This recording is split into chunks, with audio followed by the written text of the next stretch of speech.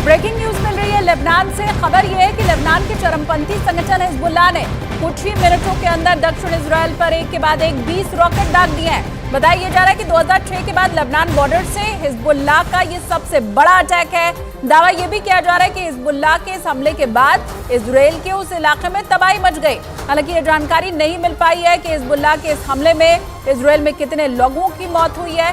2006 में भी इजराइल और हिजबुल्लाह के बीच में जंग हुई थी, जो कि करीब 1 महीने तक चली थी।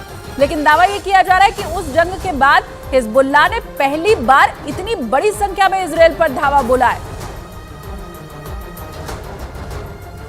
और जंग के बीच गाजा में हमास के खिलाफ इजराइल की सेना अपना जमीनी ऑपरेशन अब और तेज कर चुकी है।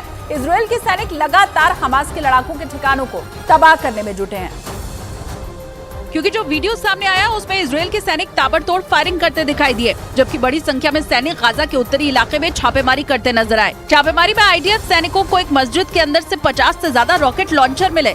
रॉकेटों पर फिलिस्तीन इस्लामिक जिहाद संगठन का लोगो मिला। दावा किया गया कि बरामद रॉकेट के टारगेट पर इजराइल के कई शहर थे। साथ ही इजराइल की सेना ने हमास पर आतंकी गतिविधियों के लिए मस्जिदों के इस्तेमाल करने का भी आरोप लगाया। और उनके इस बयान से पूरी दुनिया में हड़कंप मच गया, क्योंकि ये पहली बार है जब हमास के साथ पिछले 1 महीने से जारी इस जंग में इजराइल की तरफ से परमाणु हथियारों के इस्तेमाल की बात की गई, जिससे इजराइल की मंशा पर ही सवाल उठने शुरू हो गए। क्योंकि इजराइल के मंत्री अमिखाई एलियाहू ने एक इंटरव्यू के दौरान 2 टूक कह दिया कि हमास को खत्म करने के लिए इजराइल की सेना के पास गाजा पट्टी पर परमाणु बम गिराने का भी विकल्प मौजूद है। इजरायली मंत्री के इस बयान के सामने आने के बाद हमास के अलावा ईरान, हिजबुल्लाह और अरब देशों में भी हड़कंप मच गया। हालांकि खुद बेंजामिन नेतन्याहू ने अपने मंत्री के परमाणु बम गिराने वाले बयान की निंदा की और एक्शन लेते हुए उनके सरकारी बैठकों में शामिल होने पर रोक लगा दी। नेतन्याहू ने साफ किया कि अमिखाई एलियाहू का बयान उनका निजी बयान है, जिसका मौजूदा हालात से कुछ भी लेना देना नहीं है। इजराइल का दावा है कि बेगुनाह लोगों को बचाने के लिए उसकी सेना अंतर्राष्ट्रीय कानूनों का पालन कर रही है।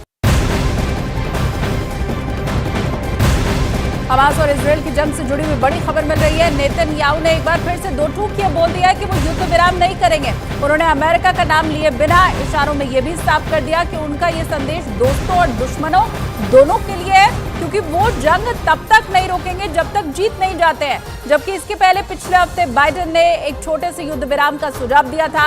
इतना ही नहीं, खबर यह भी आई कि ब्लिंकन और नेतन्याहू की मुलाकात में भी ये मुद्दा उठाया गया था, जिसमें नेतन्याहू ने युद्ध विराम से साफ मना कर दिया था।